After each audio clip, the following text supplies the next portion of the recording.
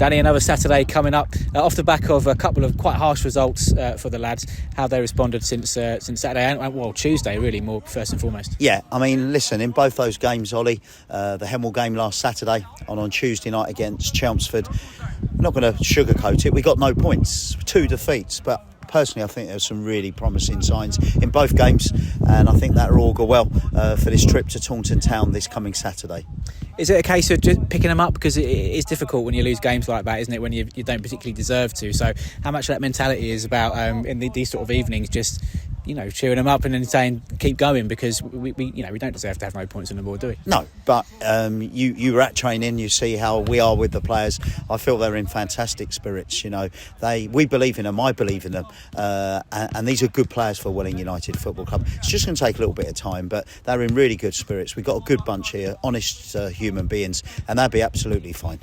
And Taunton, obviously another long trip down to the southwest, getting them out of the way nice and early this season. How are we combating that? Because I know it not struggled, but it did play its part a little bit on the opening day against Truro. So are we doing things a little bit differently this time? Yeah, well, the powers that be at the club, thanks so much to them, obviously Jerry, Gary, etc.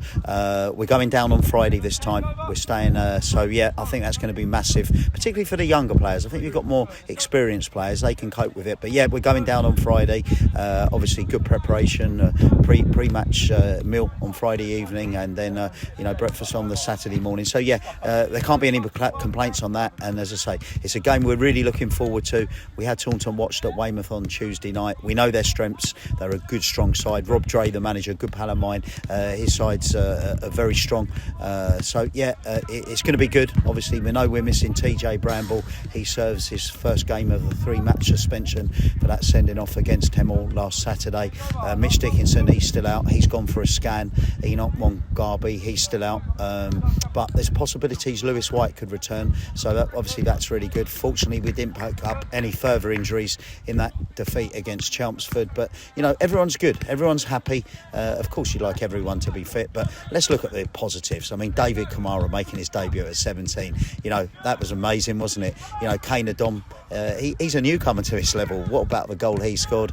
So there's plenty of positives, and it'll all knit together nicely, you know. And I'm very confident and really looking forward to the journey to Taunton. I was going to say, despite having no points on the board, there are players that have given you loads to think about in those first 3 games, especially on Tuesday night with some of the younger ones. There must be a nice problem to have when there's players knocking on the door and do want an opportunity and showing that they deserve an opportunity. Yeah, and I think I've never been afraid to play young players, and I think at the previous club we gave about 16 their debuts and sold a couple on. So that's something I really enjoy, and David's a big talent, but there's other boys. I think Cam Green's done really well. The loanee from Leyton Orient, Jeff T. Tang, I think he's been really good.